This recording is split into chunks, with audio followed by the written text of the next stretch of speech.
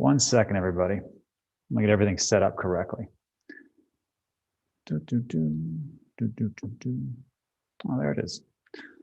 All right. Welcome, everybody, to Digital Asset News. Take the top stories in cryptocurrency and digital assets and bring them out in bite-sized pieces. First thing I want to do is make sure that the audio is good and everybody can see this. This is kind of important to do that first. Hello, Andrew, Langton, Dylan, Kilbeck, Casey Pillip, everybody. Appreciate it. I'm going to try something a little bit different today. First of all, I'm going to have a special guest on a little bit, and I'm going to try to bring them into the live stream, which should be pretty good. And second of all, I need to ask everybody's help, first of all. Every time we do these live streams, I have to make sure there's two things that are correct. First of all, the video. Let's make sure there's no glitches, it's not doing too much, and it's actually performing like it's supposed to. And the audio. Tell me how both of those things are, and then we'll go from there. Serious Ham, good audio. Exit strategy helped. Thanks, China, Rob. We're going to go over that. China's a thing.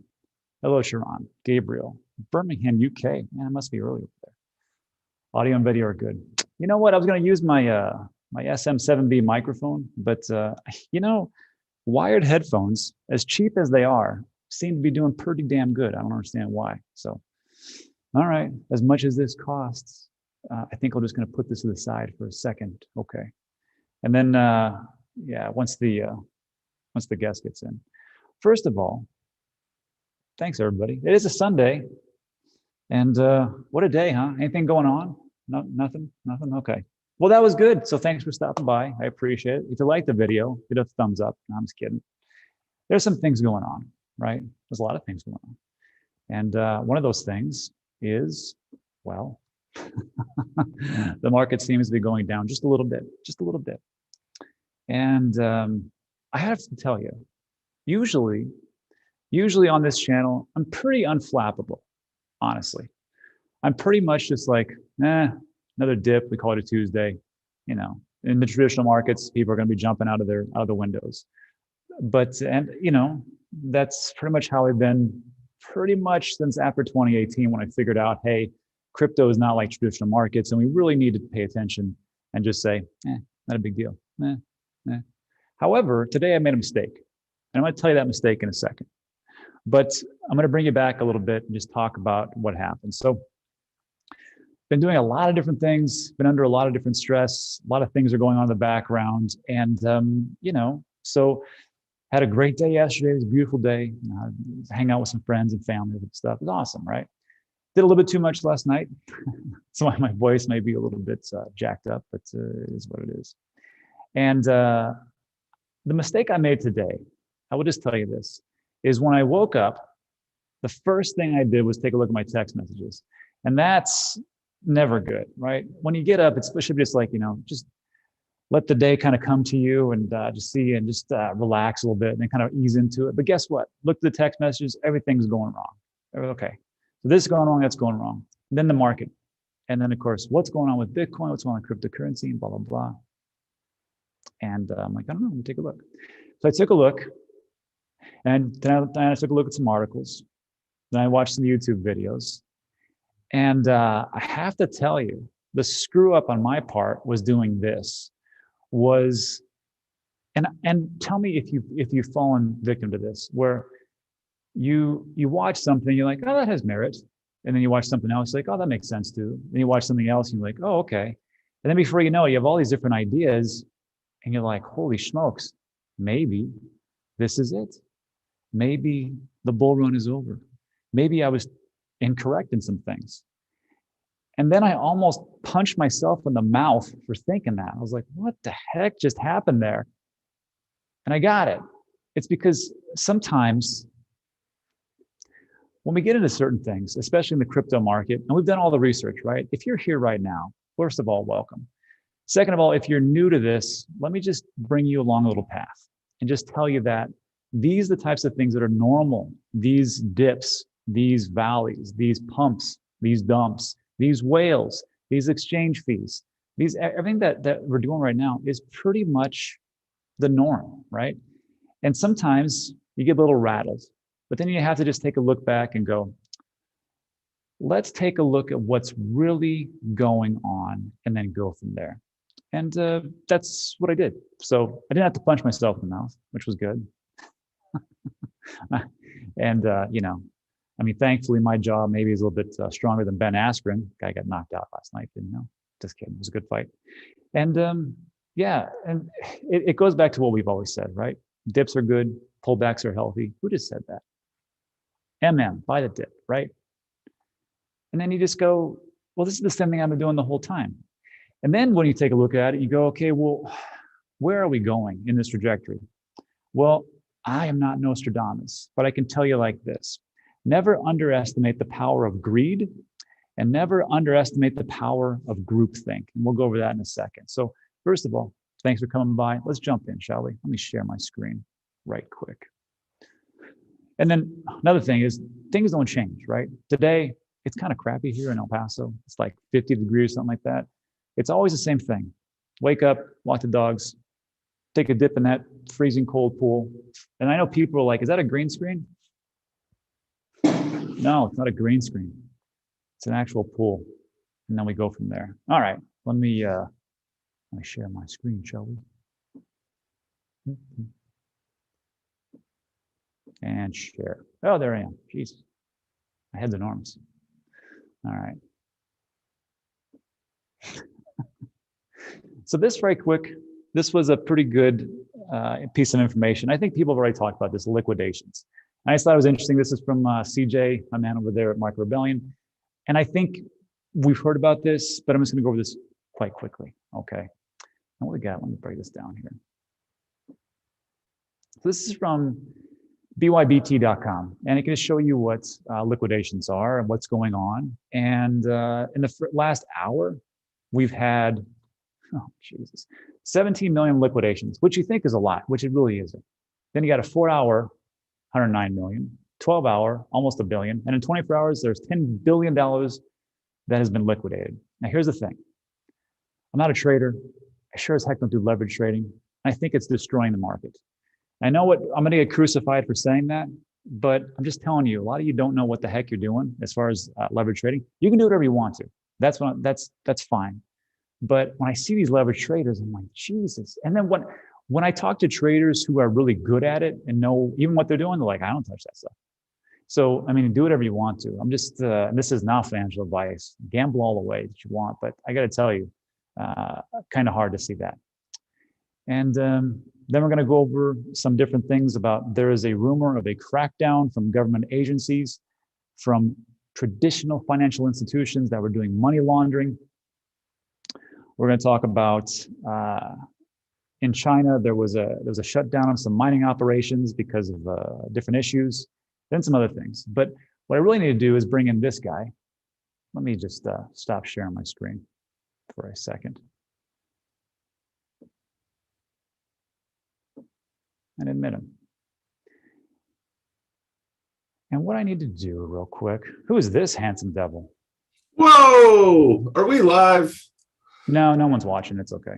I think catching me off guard just now has set a record. This is the first time no hat on YouTube. Look at this guy, handsome. I wasn't prepared. Say, hey man, sometimes, Alex, you're like me. You just, when you got so much to do, you're just like hat, throwing a hat. That's it. So yeah, we're live, but I think we got like 2 people watching. No big deal. Awesome. And yeah, awesome. It's just us back at the pub, right? Talking. So what I did real quick, let me change the view. So what I did was, I was talking about it real quick because I wanted to go over this before he got in, because I talked about how I got rattled today. I got rattled today. Whoa. Because, yeah, I know, because when I woke up, I told him I did something stupid. So this is just a recap, everybody. I did something stupid. I had a real wild, not a wild day, but just a very intensive day yesterday, and some things were going on, and maybe I had a little bit too much fun last night. and then I woke up and I was like, what the hell's going on?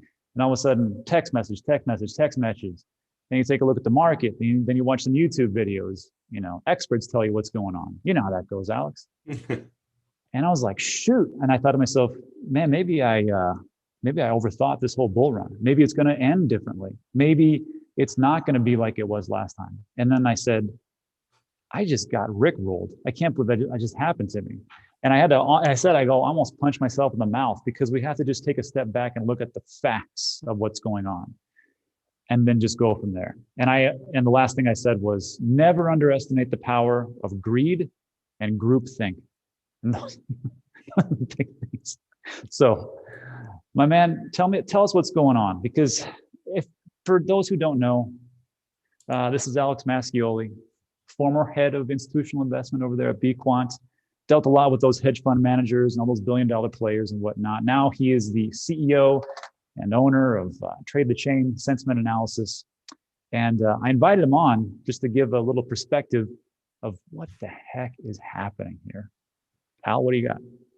Well, I mean, it was definitely an interesting morning to wake up to the markets to, and being rattled is only natural. The first thing people, I'm sure, do is they open up their phone, they open up all their apps where their crypto is. They see it down dramatically, and they're like, "Oh, the world's ending. What's going on?" They start googling, trying to find out. It doesn't matter how. It doesn't matter how experienced you are. Everybody's natural reaction is to do that. So to have a little bit of fear. There's a couple of things. So when I started scanning, there's a couple of things. I saw a blackout occurred over in China for a mining facility. Yeah. And hash rate. People were speculating that the massive decrease in hash rate was causing the bottom to fall out. There was also a couple of articles. I mean, I don't know if you could, do you mind if I share screen real quick? Absolutely not. Don't you ever. No. I think I gave you access already when you popped in, so let me know if it works out. Very cool. Yeah, so there's a couple different articles that I pulled up here for examples. What are the most believable headlines? Because the one thing that happened today was there's a lot of different headlines. Here's one. Bitcoin and crypto markets crash on U.S. crackdown reports. This was huge. I think this was because it was going everywhere, and I was like, "Oh, okay." Now it says, it goes on to say that the Bitcoin experienced a massive sell-off. It's based on the fact that regulators are going to come down on exchanges and other U.S.-based entities. Now, I don't believe that this is the case, the cause for the retracement in price. And a couple of examples I'll set. One is AML KYC has been implemented and been a standard in US regulated exchanges since the beginning. Okay, that to further crack down does not mean to further hamper their business operations. It would be some sort of cooperative effort on maybe they're looking for something specific or surveillance transactions. Two is we have the most crypto competent and intelligent regulators in their positions right now, more so than we did the last administration and double so the administration before that. We have regulators in their positions now that understand crypto more. So I think this is FUD. I don't believe this article to be the cause of a 10% or more retracement. What are your thoughts on that, Rob? Well, first of all, here, let me let's bounce back just to us. Here's my thoughts about this. Thanks. Is that we just had Gary Gensler just get confirmed by the Senate committee to be the head of the SEC, and I've talked about this ad nauseum on my channel. You can go right now in YouTube and take a look at Gensler teaching a blockchain and cryptocurrency class at MIT. MIT. That is not the community college that I went to. These are actually pretty reasonably smart people, and he's teaching them exactly what's going on. And that's the guy who's in charge of the SEC. Oh, and by the way, it's not like he's just cryptocurrency guy. I believe, wasn't he a Goldman Sachs exec beforehand? Yes. So he knows the traditional finance inside and out. He knows the crypto market inside and out. So when I saw this, I'm like, when I saw it, it was on Zero Hedge. And they were very quick to note that this is unsubstantiated and it's a rumor. Yep. And I was like, well, tell me more, because I love a good rumor myself. And I like Zero Hedge too. I trust that source. Yeah. And of course, they're like, hey, this is just unsubstantiated. I'm like, well, give me the cheese, man. Tell me what's going on. And Thanks, exec. And that's what's up. So I think, if they are looking for something as far as some money laundering type of thing, they're gonna have to especially in the traditional, because was it talking about like banks were doing these types of things or something else? Or are we talking about like exchanges doing these types of things? That was the big question I had. It I was can't. people facilitating it through exchanges. Uh, Which, by the way, was touched on by us during the course of this past week in regards to a certain broker, and why there seems to be an upswing in what people believe to be nefarious activities coming from maybe tier 2, tier 3 banks that are connected to accounts and things like that. yeah, you know what? This was, and speaking of like nefarious and illicit activities, which we all hear, right? I remember when I got in, it was all about this, well, Silk Road, and then the cartel is using Bitcoin like crazy. Oh, and also about terrorism. There's all these illicit activities. Let me share my screen. And then we had talked about this too. I say we, but it's just me because I'm not cool like Alex. I don't have a whole crew. So this was it was a former CIA director, and he pretty much just said, look, I took a look at all the data, and I can just tell you, like, as far as like illicit activity, yes, it was higher in 2012, 2013 with the Silk Road, but as time has gone on, it's been about 1%. Oh, and by the way, if you're taking a look at the most illicit activity, it's by the traditional banking system and finance, which was at 2%. So when we take a look at that, we're like, well, okay, that's it. Oh, then before I forget, we actually started off with talking about the liquidations from CJ. Oh yeah, 10 billion you're talking about? Just that's small. It's small now. So you want to touch on that because you know those guys. How many of those people do you think of your guys that got liquidated? I don't. I think it's going to be a small percentage, and this is what Rob's talking about here. There was a heck of a lot of liquidated long positions that happened in the market because of the price retracement, and I think it's a bunch of over leverage on the retail side as far as that goes. I do not think it was necessarily large institutional derivatives positions. There's going to be a great many of them that were, but I think the majority was over leveraged, overzealous retail investors. What? I know. Retail investors getting greedy? That's insane. You put $1,000 into your Bitcoin account position. You say, wait, they're going to give me $2,000 more to go long on it. Why not? Yeah. So let's talk about leverage trading real quick. Alex, you're a trader. I use that term loosely, respectfully. I was going to say respectfully, but I want to ask you about leverage trading. So I'm not a trader. I'm awful at it. I tried it in my hand and I suck. And I'm just an investor. For leverage trading, do you think people just got ahead of themselves a little bit? Or do you think there's a lot of people out there like, you know what? Leverage trading is for me all the way. Yeah. I mean, gambling, it's a hell of a drug. And what happens is that this is basically facilitating gambling by people who don't quite fully understand the arena. Okay. And I think you have a large influx of new crypto people coming in with the likes of Voyagers and Coinbases and the publicity that they've been getting. And so when certain exchanges offer you extra chips at the table, it's FOMO. You feel like you're missing out. You feel like, listen, I think Rob's making more money at crypto than I am every day. So I'm going to upsize my position because I want to get a pool and be as cool as it. And I think that's a very systemic thing that happens, and it lures people in. And before you know it, they're in over their skis. Yeah, unfortunately, that is a big problem, right? But I mean, it just seems like you can do it. And I'm going to tell you right now, everybody who's watching right now, you have to understand you can do whatever you want to do. I mean, if you're like, I'm gonna do a little bit of leverage trading, that's one thing, right? But if you're like, you know what, honey, sell the house, sell the truck, sell the cars, we're putting it all on Doge and we're going to the moon. I think those are the foolhardy type of things that really, I mean, statistically, they're not going to pay off all the time. Let's just put it like that. So again, you can do whatever you do and get into there. I'm not saying you shouldn't, and I'm not talking down to anybody.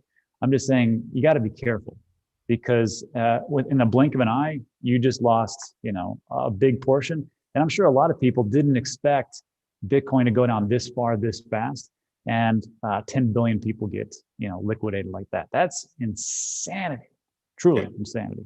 All right. And just disclosure, I don't use leverage on any of my trading. If the only leverage I utilize is already baked in, and that would be in levered, single or double levered ETFs.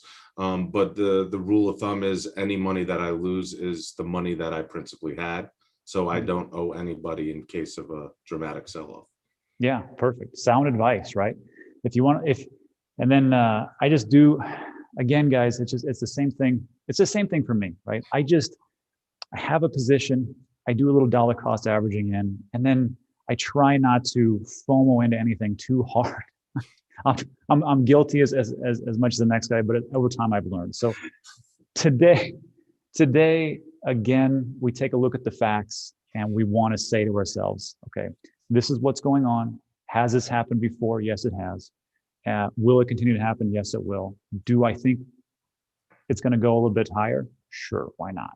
Because I still think this bull run has legs to run, but just don't get too rattled too fast. And then speaking of facts and data, I want to share one more thing with you, which I saw on my favorite place, Twitter.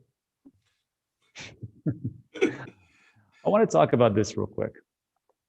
This was a piece that I saw it, and again, emotions take over, right? If you're not new to my channel, I'm not a big fan of Coinbase because of the fees and everything else. I've since changed my mind a little bit because people remind me, hey, Rob, remember, not everybody is, really good with going into an exchange and start trading and everything else. So Coinbase has its place, right? So this article, it talks about how the CEO sold 71% of shares, CPO sold 97%, CFO sold 100%, president sold 100% of shares. And I was like, damn, that's a crazy article. So I just said thoughts. And then immediately people are like, this is not accurate. This is an inaccurate report, and you have to take a look deeper. So, okay, this is from Don Gose, and he says, look, here's the article where it talks about Brian Armstrong sold 750,000 of his shares for 291 million. This represents 1.5% of his stake in the company. And this was the article follow-up from there. However, I wanted to get Alex's take on this because this was not an IPO, right? This was a direct listing. So there was no shares being created anymore. It was just the shares that the employees had. And that's what could have been sold. So Alex, what do you think on this one? Yeah, listen, the team over there has obviously done a lot of hard work to get to where they are today, to where they were when they did that direct listing. Yes. And even last week when we were covering it, direct listing, I misstated. I wasn't fully aware that there was no Rule 144 when it came to direct listings. Rule 144 is mandatory in an IPO, and that's typically where insiders have a certain restricted period before they can sell shares. But I guess in the case of not diluting the share float, that does not apply. So they were able to sell right off the rip when this thing went public. Listen, they were the only ones selling against retailers. Everybody else was buying and had the equal opportunity chance to do so. The float that they sold was their right to do so. Mm-hmm. And as far as that creating what I call the Facebook effect, which is opposite of the Coinbase effect, and that's when a stock goes up and suddenly down on opening day. We have you take a look at the broader market, and we have Coinbase that has come up, and this is just a little crying face of when I was losing money on the position. But you have Coinbase, which has come up since then.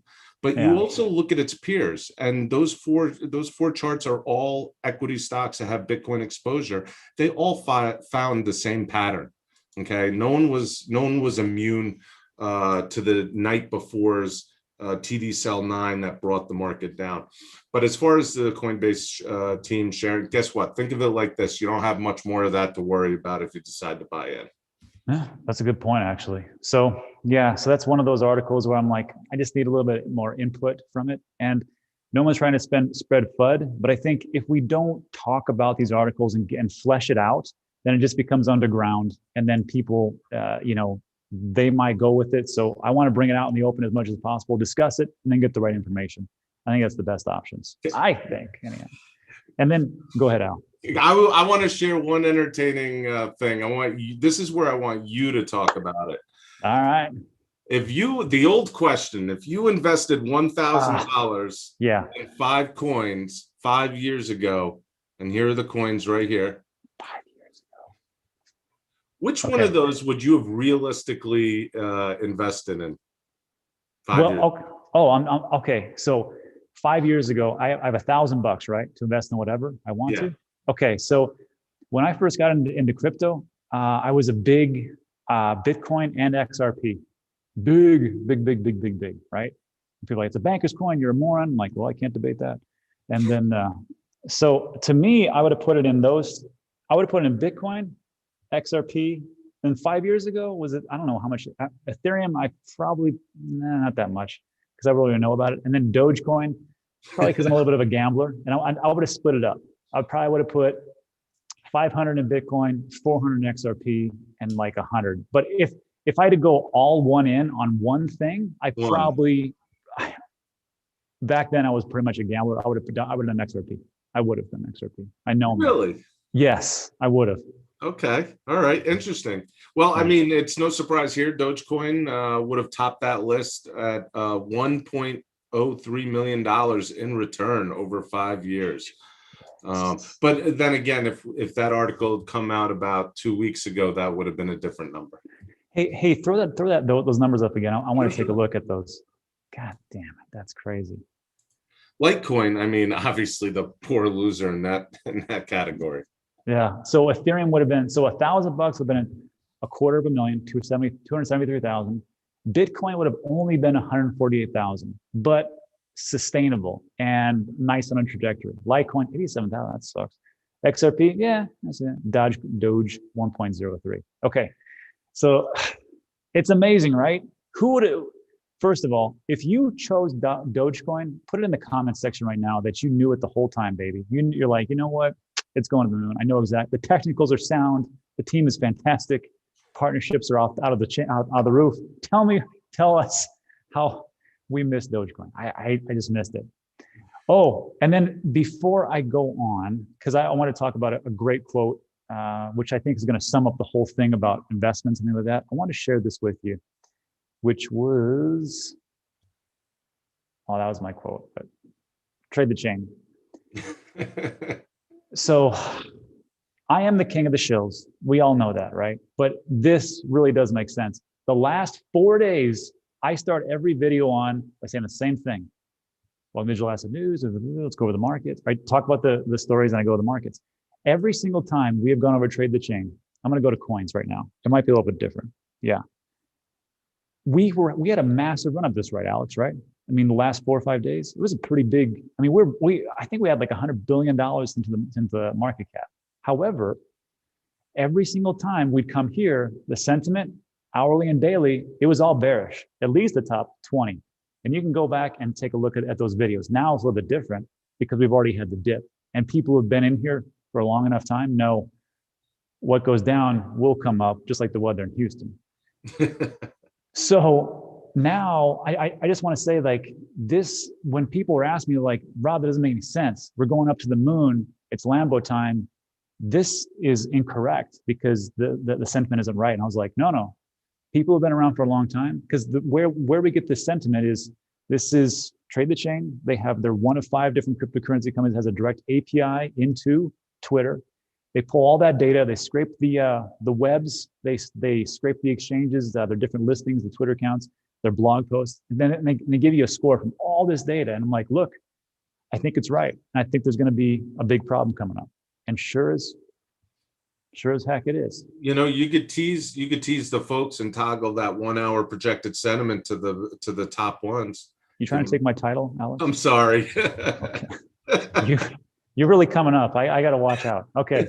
So Bitcoin Cash. Oh, Danish is going to love this. So everybody right now, if you're looking to, and this is not financial advice, this is just some education purposes only.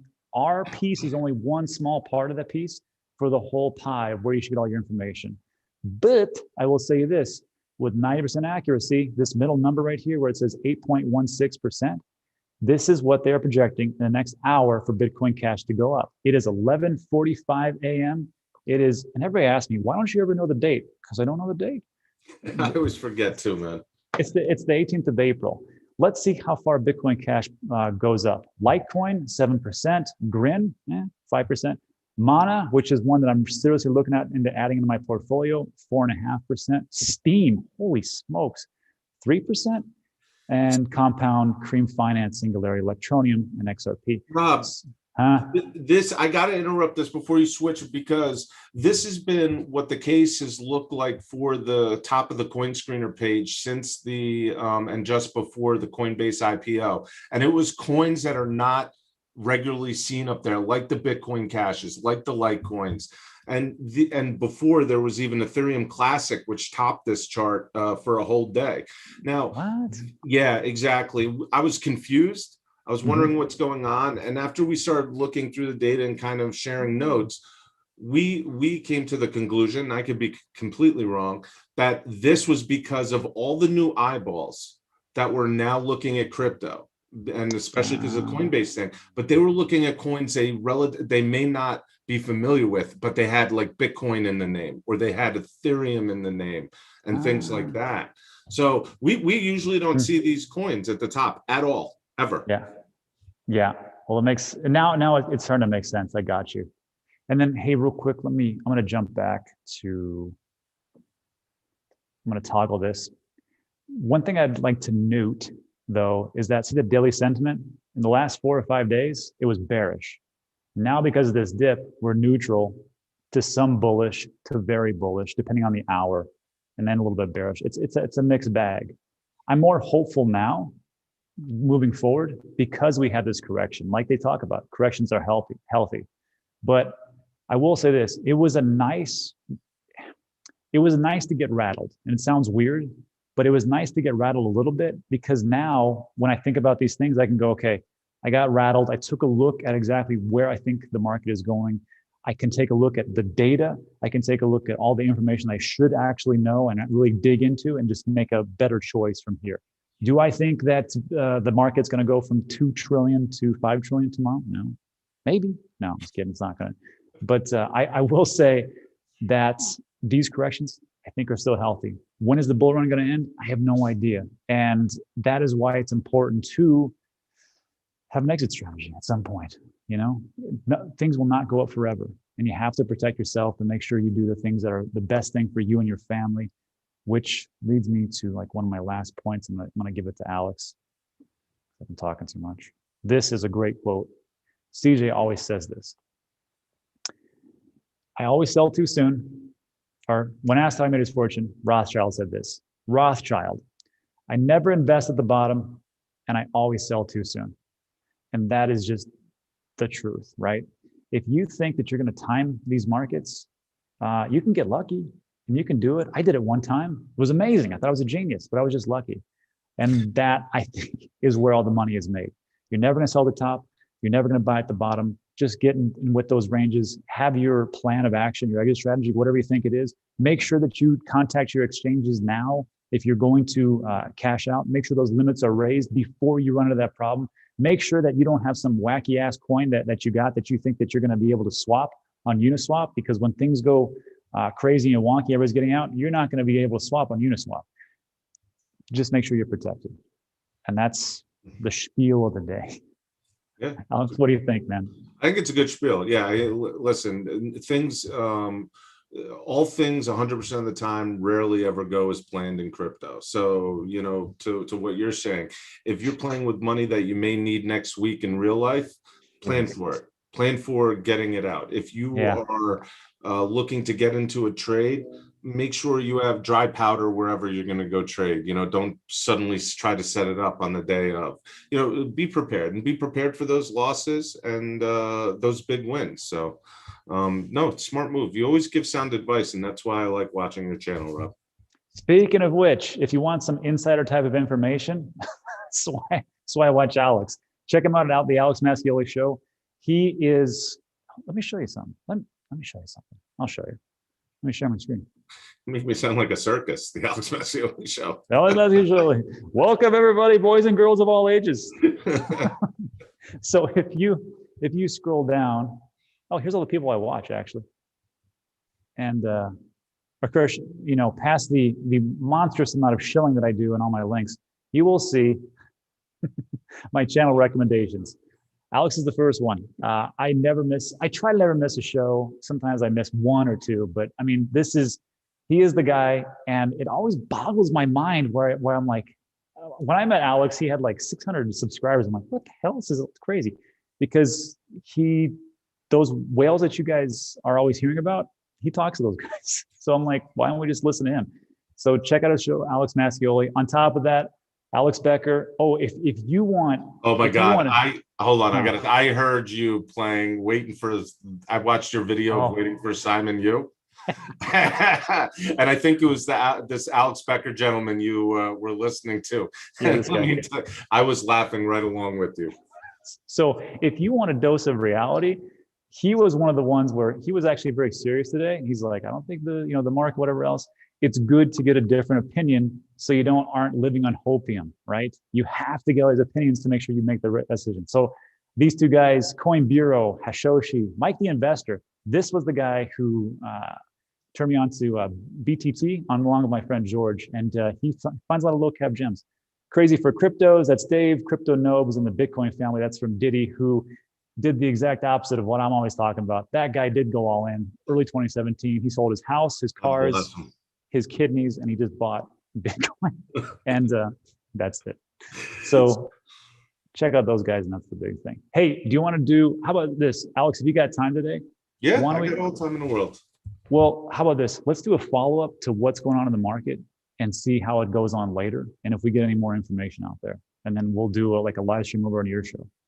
Yeah, that sounds good. What I'm going to do is I'm actually going to screenshot that 1 hour projected range and sentiment dashboard now, and then we'll see what it looks like later.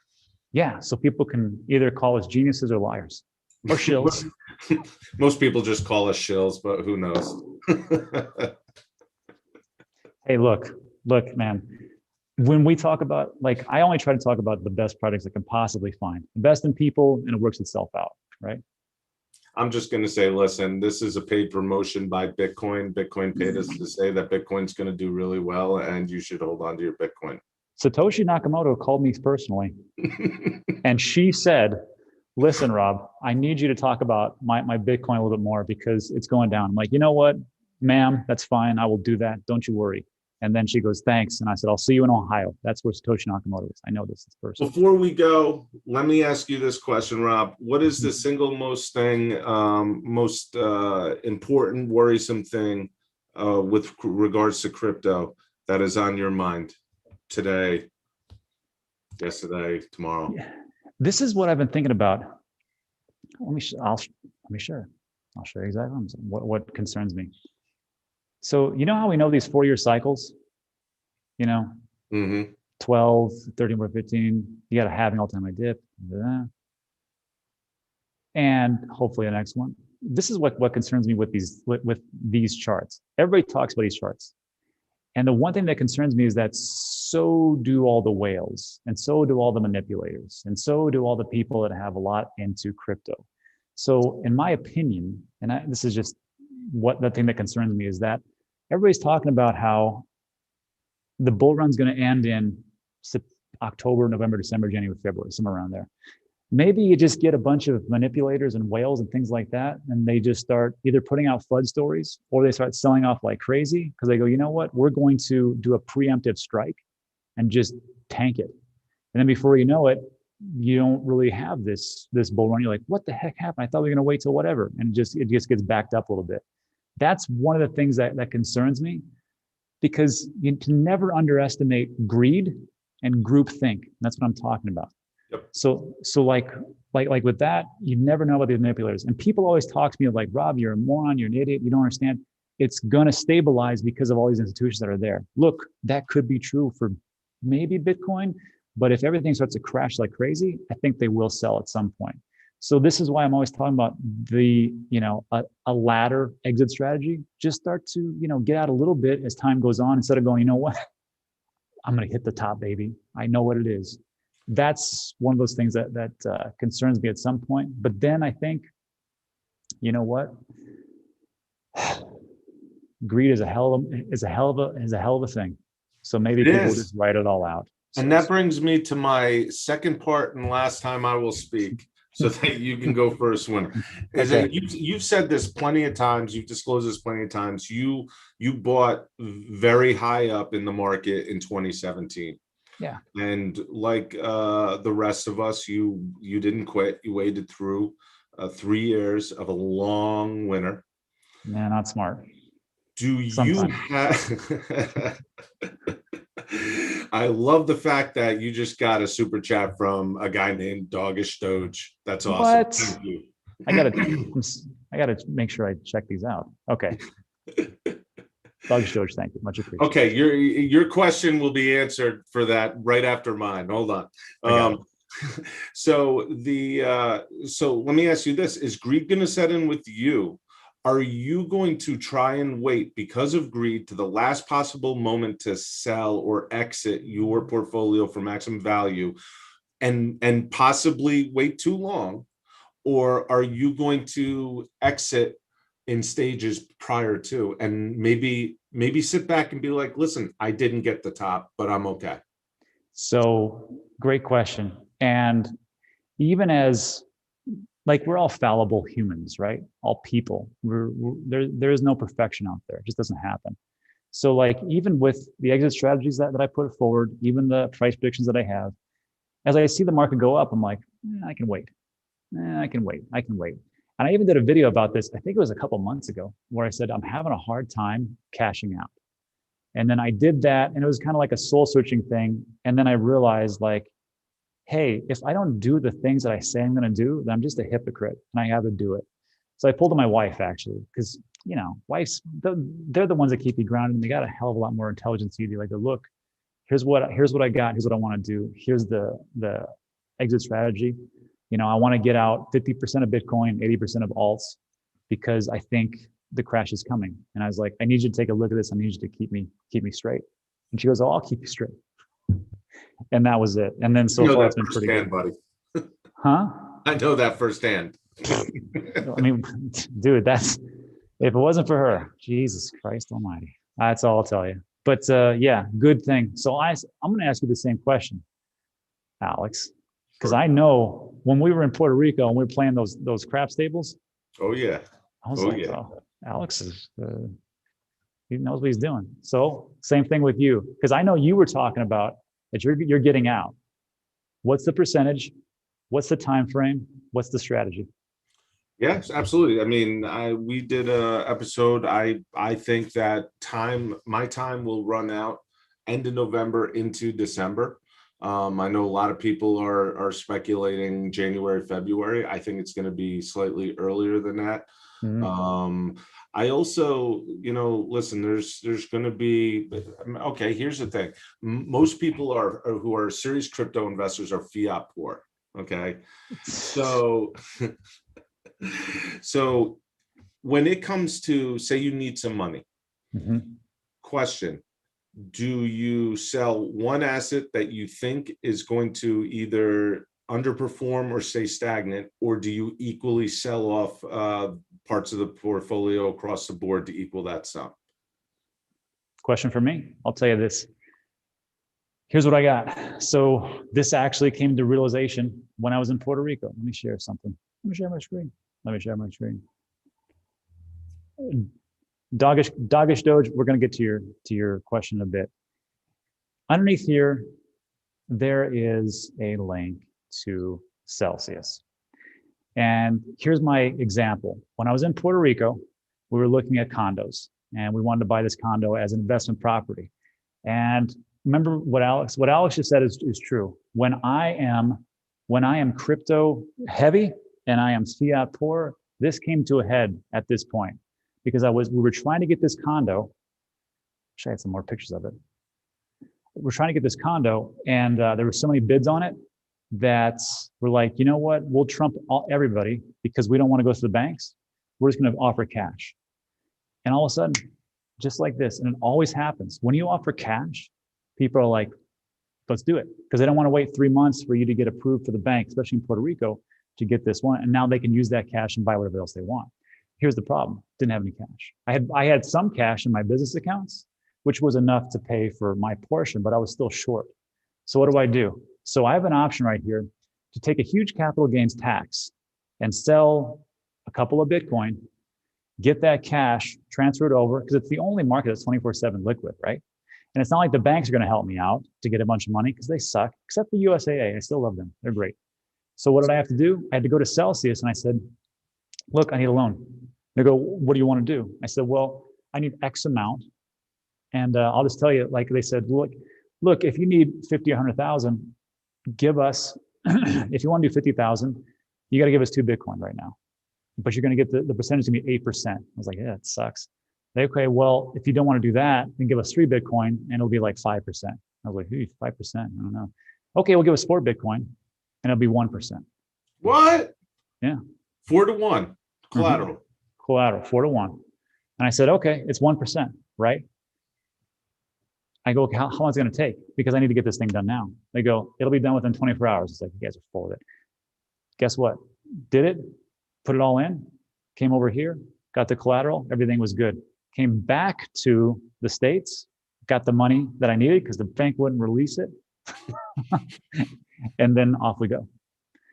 So that was it. I mean, sorry, no, let me rephrase that. It wasn't that the banks didn't release it because once they put once I collateralized and the money from Celsius, it went right to my bank, USAA. And then from there, USAA was great. They said within an hour you'll have, and they did a wire transfer. It was like $20 and all the funds were in the Puerto Rico account. And that was it. Interesting. And so now you get to, now this is interesting. So you are paying 1%. Yes. So it's basically free money. Basically. And you've locked up, let's call the hypothetical, 4 Bitcoin with Celsius, which is what you would have done anyway. It would just been locked up somewhere else, you know? But so nothing in your life has changed except you got 50,000. You're not planning on selling that Bitcoin tomorrow or the next day. Nothing in your life has changed except you got free money for a little bit to do your stuff. Yeah, but and here's the thing though. Some people will say, like my wife is like, well, wait, what if it goes to 150,000? So do you owe, $600,000? I'm like, And I go, that's the beauty. I pay it back, and then they give me back my 4 Bitcoin. But here's the other thing: if you want to minimize risk, let's just say I don't really want to leave the Bitcoin over there. So here's what we're going to probably end up doing: is that as time goes on, I'm going to pay off that loan earlier as fast as I possibly can, get that Bitcoin back. Then now I can have it and I can put it back on my ledger. Or the other option is to do this. I don't like using my own money ever. I like using other people's money. That's the best. That's the whole secret. So what I will probably do is we're going to go through the whole process of getting a loan and just say, because the loans are so cheap right now, and just say, hey, I need X amount of dollars. They give me the dollars and I put it right back and I get my Bitcoin back. So there's different options you can do if you want to minimize the risk. And that's up to you what you want to do. And then what's great about this property is that it's not a liability, is because it's already been being rented on Airbnb and it's chock full because it's in Puerto Rico. So that was the thing. So I'm actually making money just by doing that.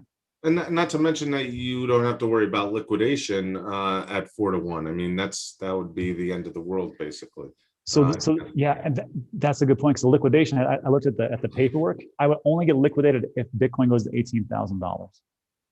Well, I mean, Ryan Gorman thinks it has a chance, but I'm just joking. I don't know what Ryan thinks. Ryan, I got to tell you though, that kid's got some great head of hair, doesn't he? So last question, because I know Doge Man in the chat is waiting for his question to get answered. Sorry, man. Yeah. But last part though, for people who can't do this, because I just realized as you were saying that not everybody's like you, Rob. Not everybody's responsible. Not everybody, is able to get a loan from Celsius. So back to my original question. All right. If you needed that $50,000, would you liquidate an underperforming or stagnant asset, or would you equalize that 50 grand by selling off the whole portfolio? That's a tough one. I know. So yeah, that's really tough. So there was this, I did this video where it was an old show called Amazing Stories. And it was this thing where, like, it was the stupidest thing. It was on the 80s. It starred Mark Hamill from Star Wars, and it I had watched Steven that Spielberg. the other day, man. Yeah. So you know what I'm going to say. So like this stupid elf thing comes in there and says, "Hold on to all your treasures or all your trinkets because they're with treasures." And he's talking to a kid, which I was like, this is a weird thing to talk to a kid about. So this kid, which is Mark Hamill, he holds on to all his baseball cards, all his comic books, all his everything, but he doesn't do anything else with them, right? He just holds on until he's like super old, like 70 or 80 years old. And then he's just like this hobo bum just coming around. And this lady kind of finds him, says, "Oh, I really like this jar. It's really important, or this mug, and it's worth $10,000. He's like, "Oh," and then he starts selling all this stuff. And now he's like a multi-millionaire. And that's like the last scene where he's like all dressed up. And then this troll comes on. He's like, and he like salutes him. And I was like, I would have punched that troll in the mouth. The guy's almost dead at this point. Exactly. So here's the thing. If it's me and I have some underperforming assets that are like really not going anywhere, I'm going to sell those off. And I'm just going to take those and go, okay, I got to take a look at my entire portfolio, right? Which ones do I think are going to go do really well? Which ones I think are going to do, they're pretty risky. And then like, which ones are like the super risky ones where like, I got it, like just some money over there that the chance of them doing well aren't too good. I'm going to sell those risky ones off, because just like in that piece I was talking about, what he should have done, just sell all that stuff off in the beginning and then just, get it, or just get some other type of asset. So me, I would have sold those things off and be like, let's do this. Especially if it's like this for property. If I got a great property, and first of all, property is great because, you can do short-term, long-term rentals, and then the tax break that you get as far as like the depreciation factor, you can depreciate your property 20% over, it's over 20 years, the entire cost, so you can get your tax breaks. I would do that. That's just me. But other people are like, nope, I'm selling my Bitcoin, I'm doing out. But just remember, once you sell your Bitcoin, or once you put it into a stable coin, or once you buy goods and services with your crypto, that's a taxable event. So you got to be prepared. And depending on where you're at, it could be massive. Unless you move to Puerto Rico. Yeah, that's true. Which will be our next video, me and Alex, when we do the Puerto Rico move video, and we'll tell everybody about it. I'm going to have, well, probably you'll be there. Me, you. I'm going to have the real estate agent. I'm going to try to get Sheehan, the crypto CPA, and then also Gio, the guy from Lucas, to be on as a round panel, and then give everybody the information. Yeah, let me tell you, the real estate agent, she's crack. I like her. Yeah, see, I told you. Okay, so Alex, that whole question that you just asked me, what would you do? My first initial thought was what you answered, which is sell off underperforming or stagnant assets based on what your belief on the other assets going up, rather than equalize it across the whole portfolio. I don't like that. Yeah, I'm down with that. All right. Well, everybody, that's what we got for today. So just as a recap, there's a ton of liquidations that just happened, $10 billion. And that was a ton. Oh, hold on. Before we stop, we got to answer Doge. And yet Crypto Hunky over there with a super chat too. Crap. I got to ask that one too. Sorry. So Doge says, your thoughts on Elongate token, only 3 weeks old and already working in talks with Kimball Musk, Elon's brother. They just gave away a Tesla. That Elon. So what was the name of the coin? Elongate token. That's all you do. Working with Elon's brother. I don't know how to even reply to that. Well, let me just tell you this. If Elon can pump Dogecoin by just talking about it a little bit, and now you got Elon's brother, how much you think Elon's brother like, hey man, can you just tweet out Elongate? I wouldn't. If this was pre Dogecoin, I would have said that's ridiculous. But in these days, who knows? I might even actually take a stab at that. We should do a review on TradeWatch. And then crypto Hunky says of 20% APY on stablecoin. Yes. Which where do you get 20% APY on stablecoins? I don't know. I think actually isn't Celsius the highest on stable coins, but it's in the teens. It's not 20%, right? I think it's like 12, 13%. Something like that. So, Celsius got some good stuff. Okay. And then what was I? Whoa, ALCX. Is that the Alex token? The Alex token is a tomato coin, I think. Self-paying loans and 220% APY. What? Jason Feller, super chat. Jason Feller, interesting. Self-paying loans. Huh. Interesting. Now that strikes, you know what we should do? Hey, here's what we'll do. Alex, when we do your live stream tonight, if we got time, let's take a look at ALCX. Let me write this down. I'm going to write this down. Perfect. Show us your coins. ALCX and elongate. If you super chat Rob with a coin, we will look at it tonight. We will look at it, yeah, for sure. And then, so people who just came in, just to like a little recap, the things that we talked about today. Let me just do this so I can. Well, crypto.com had a 20% APY, is what someone just said. Damn, crypto.com. I mean, those guys. Some people love them, some people hate them. But if you are the ones that love crypto.com, you love crypto.com. They always talk about that. You know, it's funny. When we were down in Puerto Rico, I saw Lucas. We were, I don't know, out at a bar or something. I saw Lucas pay for the bill once with a crypto.com card. So it works. Yeah. People are using it. You know what? Hold on. Let me just do the recap. I was going to talk about funds. So the thing that we talk about, there was a massive liquidations. You're looking at $10 billion roughly in 24 hours, which will lead to a cascade effect. And then people, once they get liquidated because of their overexposure, they're doing leverage trading. Then it just starts to sell off, and everybody else is like, what's going on? And then they start selling off, and then it's a self-fulfilling prophecy. That's part of the reason. Also, me and Alex talked about there was a potential U.S. Treasury crackdown on money laundering, which is just a rumor and is unsubstantiated. Alex said that doesn't make any sense because of the KYC and AML.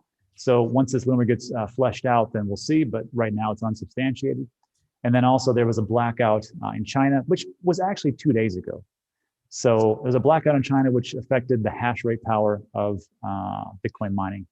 And then there was this little piece that we pretty much debunked, talked about how the Coinbase IPO, how much they sold, but in reality, it was 1.5%. So that's what we got. And then we just went over the 4-year cycles, and that was the big thing. And then lastly, we talked about one of the best thing I've heard so far is this is from Nathan Rothschild. I never invest at the bottom, and I always sell too soon. So just remember, you'll never time the tops. Make sure you have some kind of strategy. Make sure that you contact your exchanges. Make sure you get those limits extended so you can move, transfer, cash out as much as you want to, and just make sure that you don't have a lot of crazy, wacky coins, because you're not going to be able to swap out on Uniswap when things go sideways and you want to get out fast. That's the big thing. Let me just say something with regards to this thing. You actually looked at a PwC UK blog in their pensions filing. I like that. That's I don't think I could have found that. Yeah, see, I don't do much. I'm trying to recover from last night, so I had a lot of time to do stuff. Here we have another super chat, Safe Moon. So I'm writing these down. I swear to God, you guys throw up a super chat here, that means you're not a spammer. We'll take a look at your coins. Safe Moon. There was something else. There was a one called Zero. There was a Zero exchange. Yes. And that was one with zero fees. There's also one called Orion, which is also, they do central exchanges, decentralized exchanges, and the rates are low as well. We should take a look at those too. What, it's Zero and Orion? Orion. Okay. And this is not financial advice. This is just stuff that I have been picking up and looking at, and I was going to do a video on it later. So don't go out there and buy it, because There's another one, Marsh, another super chat. Well, I like that. Marsh. SH. Man, we got a lot of stuff to do, Alex. Yeah, we may have to end this live stream, or we're going to be doing analysis for all evening. Exactly. Yeah, let's get out of here. I got to do some things. But Guys, so just remember, it's the same thing. Don't get too high on hopium. Take a look at all the information and then go from there, make the best decision. Hold on. Let me make an announcement, Rob. Guys, no more super chats. I'm going to take these last 2 super chats and that's it. Okay. Yeah. Rob and Alex, is it too late to start with what would you buy? No, this is all you, dude. You're a leader when it comes to this question. Yeah, debatable. 20K. Ooh, that's a lot of money. First of all, I did a video about a week ago where what I would do with, if you had like $25 to $50 to start investing in, like if you had like $25 for like a week or a month, I just talked about, dollar cost averaging versus value cost and everything else, because some people don't have a boatload of money, right? So when people are throwing out numbers like, well, I got 5,000 or 20,000 or 100,000, that's crazy for some people, but that's nothing for other people. So watch the other video where I talk about 25 to $50, because in my opinion, cryptocurrency and digital assets is probably the best place to invest as opposed to the traditional market. So as far as like 20K, what would I do? Let me just tell you like this. Hold on. I should probably share my screen so you know what the heck I'm talking about. All right, no more super chats, everybody. Thank you so much. We appreciate it. So the question is, if I had 20,000, what would I do? So if we look at the 4-year cycles, which again, they could repeat, but it's not necessarily set in stone. Here's 2012 and 2015, 2016, 2019, and then this is the current one. I believe strongly that we are right here, right where that number 2 is, right above there. That's around April of the last cycles that we had, when it's just starting to take off. So for me personally, and I'm telling you, I'm going to say this twice. This is not financial advice. This is not financial advice. If you do what I say, that's not good information, because you should get your information from multiple places and make the best decision for you and your family. Having said all that twice, this is what I would do. If I had $20,000, first of all, I would probably, and I'm going to just go on a limb here. I would not dollar cost average, which is what I'm always talking about, because right now is where everything should pretty much take off. You're not going to have enough runway, right? Yeah, you're not going to have enough runway. And I would either go all in, right. This is actually a pretty good time to do it, honestly, because we just saw a huge dip. Or if I want to be safe, which is pretty much me, I would probably value cost average in 3 price points. And I could do it today, maybe in 5 or 7 days from now, then maybe in another 10 days, or maybe even 2. But let's just say I went all in. If I went all in for 20K, I will just say this. If you're going to invest in Bitcoin, just know that on this bull run, you really can't go up too much. The market cap is way too high. So we're looking at $1.1 trillion for a market cap, which is roughly a little bit half of what's going on. You can only go up maybe 2x, maybe 3. So I would probably put, honestly, between $5,000 and $7,000 into Bitcoin. I would spread out the other money between the smart contract wars which are going on, which I believe is Ethereum, which I think is Cardano, which I think is Avalanche, and maybe even a Tezos, something else like that, because I believe that smart contract is going to be very huge. And I would take that one. I'd also put it on Voyager. I know people are pretty ticked off right now, but I believe it's still going to be a great buy because of the tokenomics, because of the loyalty program that's going to be pushed out over the next 2, 3, 4 weeks. So I would definitely do that one. And then Swissborg, because I think that they are the European Voyager. And it's another one that I would definitely do. Anyhow, I would spread it across those. And I would just say Bitcoin's the safest, and everything over there is about probably medium risk. And that would be it. And Frida, to answer your question, if I had to choose one of the 3 that were in your first one, I would say Zcash, not financial advice, but Zcash, Grin, or I forget the third one already, Steam. I like Zcash the best. Zcash for privacy, yeah. Zcash was actually even turned on by the Gemini, the Winklevi. Yeah, they turned that on, and then you can actually do privacy transactions, which was actually approved by New York which is crazy, right? They don't approve jack. They don't. They don't approve me of being on your show right now. I don't know. Yeah, I'm waiting for a summons. So we'll see how that works out. All right. Are we good to go? I think we are, sir. I wrote down all the tickers, and we'll go over them this evening. All right. Thanks, everybody, for stopping by. I appreciate it. And we will see you on the next one. And I think I need to